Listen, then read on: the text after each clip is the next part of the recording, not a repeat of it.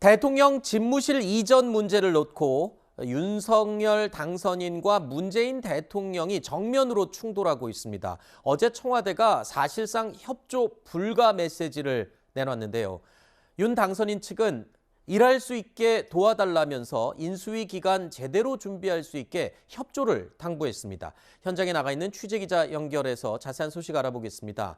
조영민 기자, 윤 당선인이 오전에 인수위 간사단 회의를 주재했다고 하는데 어떤 메시지를 내놨습니까? 네, 윤석열 대통령 당선인은 2시간 전쯤 이곳 서울 통이동 인수위 사무실에 출근해서 간사단 회의를 주재했습니다.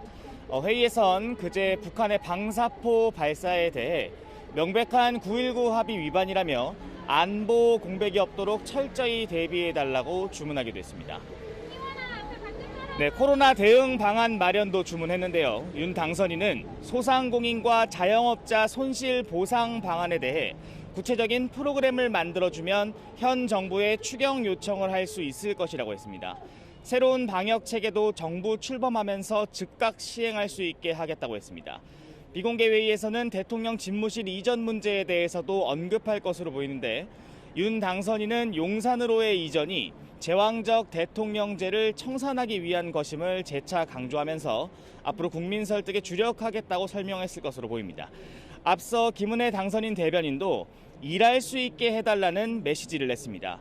국민 관점에서 볼 때 유능하고 일 잘하는 새 정부를 만들어보고 싶다면서 현 정부의 협조를 당부한 것으로 해석됩니다.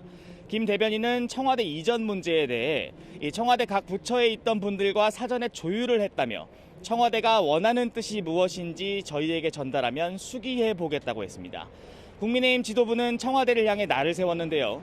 이준석 대표는 자신의 SNS에 북한이 미사일을 쏴도 확인 못해주는 것, 북한과 협상한다고 한미연합훈련 못하는 것, 이런 것들이 안보 공백이라면서 진정한 안보 공백이 우려되면 하루빨리 집무실 이전에 협조하라고 했습니다.